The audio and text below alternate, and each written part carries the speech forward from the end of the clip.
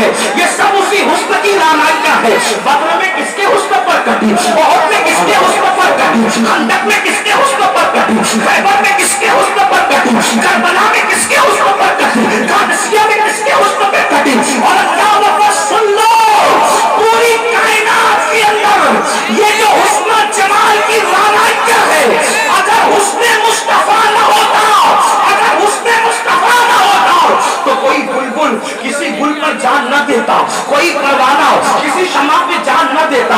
میرے امام کہتے ہیں اور بڑے مزے میں کہتے ہیں انہی کی بو مایہ سمن ہے, انہی کی بو مایہ سمن ہے, انہی کا جلوہ چمن چمن ہے, انہی سے گلشن مہک رہے ہیں, انہی کی رنگت گلاب میں ہے. اور ان کے شہزادے ہمارے دادا مرشد حضور مفتی اعظم کہتے ہیں اللہ اکبر, بڑے مزے میں کہتے ہیں کہ یا رسول اللہ صلی اللہ علیہ وسلم, بلبل ہے تیرا بلبل, پروانہ ہے پروانہ, یعنی یا رسول اللہ بلبل بھی آپ ہی کا شیدائی ہے اور پروانہ بھی آپ ہی کا شیدائی ہے. اللہ اکبر, اندازہ تو فرمائے میرے آقا علیہ السلام کے دیوانوں اتنے خوبصورت ہے, اتنا حسن ہے, اتنا جمال ہے. ایک مرتبہ امام غزالی نے لکھا, امام غزالی لکھتے, اب توجہ کرنا, گفتگو کا دوسرا حصہ شروع ہوتا ہے اس لیے کہ میرے بعد ہماری جماعت کے ایک حق اور بے باک خطیب علامہ شمس الدین صاحب کا خطاب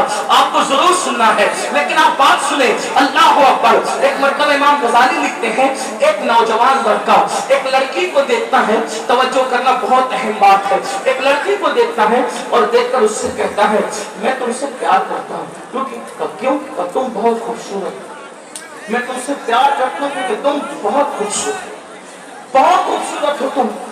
اس لڑکی نے کہا اچھا مجھ سے پیار کرتے ہو, مجھ سے محبت کرتے ہو؟ تو اس نے کہا ہاں تم سے پیار کرتا ہوں. تو لڑکی نے جواب دیا, لڑکی کا جواب سنو, بڑا خوبصورت جواب تھا.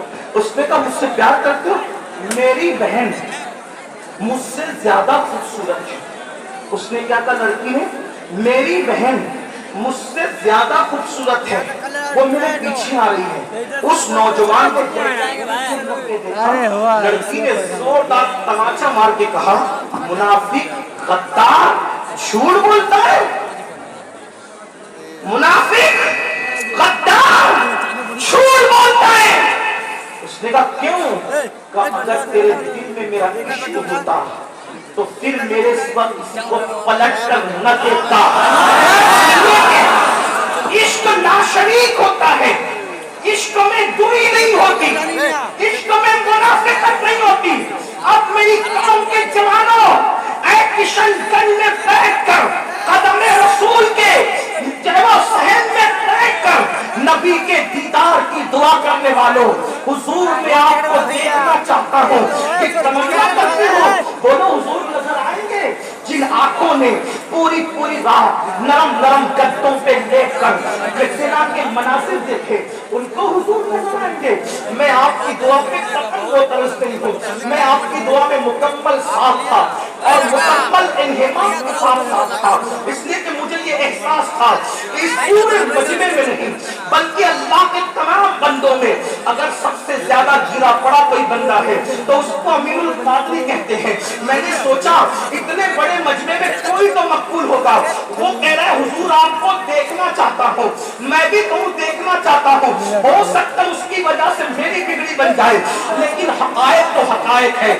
شاعری کی دنیا میرے عزیز اور ہے, حقیقتوں کی دنیا اور ہے. آپ مجھے بتائیں جس قوم کا جوان رات کے 3 بجے تک نرم گدوں پہ لیٹ کر گندی فلمیں دیکھ رہا ہو وہ رسول اللہ کو کیسے دیکھ سکے گا؟ جو عورتوں پر پاپ کی نظر ڈال رہا ہو وہ رسول اللہ کو کیسے دیکھ سکے گا؟ مجھے بتاؤ جو نبی کا عشق رکھتا ہو, جو رسول اللہ کا شیدائی ہو, وہ کسی عورت پر کسی لڑکی پہ پاپ کی نظر ڈالے گا؟ سن لو, اللہ کے رسول غیب کا نبی صلی اللہ علیہ وسلم نے فرمایا جس نے کسی عورت پر پاپ کی نظر ڈالی اس کی آنکھوں میں جہنم کی آگ کی بنی ہوئی سلاخیں ڈالی جائے گی. پوچھنا چاہتا ہوں پیاس کے ننھے ذرات اگر ہماری آنکھوں میں چلا جائے تو ہماری آنکھیں لال ہو جاتی ہیں, آنسو نکل پاتے کرتے ہیں، اے میری قوم کے جوانوں، کیا تمہیں اپنے آپ سے محبت نہیں، تمہیں اپنے آپ سے پیار نہیں؟ جو آنکھیں ایک ننھا سا تل کا برداشت نہ کر سکیں، جو آنکھیں پیاز کے چھوٹے چھوٹے ذرات برداشت نہ کر سکیں، جب ان آنکھوں کے اندر عورتوں کو پاک کی نظر سے دیکھنے کی بنیاد پر جہنم کی آگ کی بنی ہوئی سلاخیں ڈالی جائے گی، ان آنکھوں کا کیا ہوگا؟ ان آنکھوں کا انجام کیا ہوگا؟ لوگ مجھ سے کہتے ہیں مولانا کوئی طریقہ بتائے حضور کو دیکھنے کا۔ میں کہتا ہوں میں کوئی وظیفہ نہیں جانتا حضور کو دیکھنے کا، مجھے ایک ہی وظیفہ میرے بزرگوں نے بتایا، اپنی آنکھوں سے گناہ کرنا بند کر دو، اپنی آنکھوں سے رسول اللہ نے جس چیز کو دیکھنے کے لیے منع کیا ہے ان ساری چیزوں کو دیکھنے سے روک لو۔ جس وقت شوق میں آنکھیں بند کرو گے حضور کا دیدار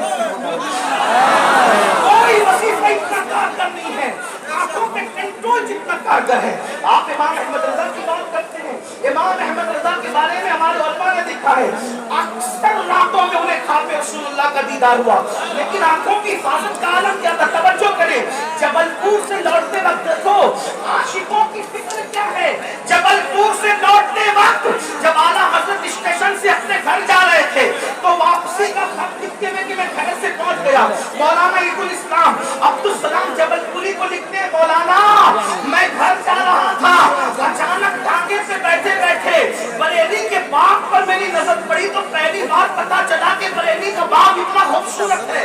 آپ مجھے بتائیں جو اپنے شہر کے باغ سے آنکھیں بند کر لے تبھی تو مصطفیٰ جان رحمت کا چہرہ اس کے لیے بے نقاب ہوتا ہے۔ تو فلمیں دیکھیں، آج کل وہ فلمیں سپر ہٹ ہوتی ہے جس میں جتنی گندگی زیادہ ہوتی ہے، جس میں جتنی ریاست زیادہ ہوتی ہے۔ آپ کو بتاؤں ابھی کفیل بھائی مولا مجید الہدا کا نعرہ لگا رہے تھے، مزہ آ گیا، محفل زندہ ہو گئی، لیکن ایک بات کہتا ہوں علی کے مرتضیٰ رضی اللہ تبارک و تعالیٰ فرماتے ہیں میں نے کبھی قصداً اپنا سفر نہیں، میں اس کو پوری تشریح کے ساتھ نہیں بول سکتا لیکن جملہ سن لیں۔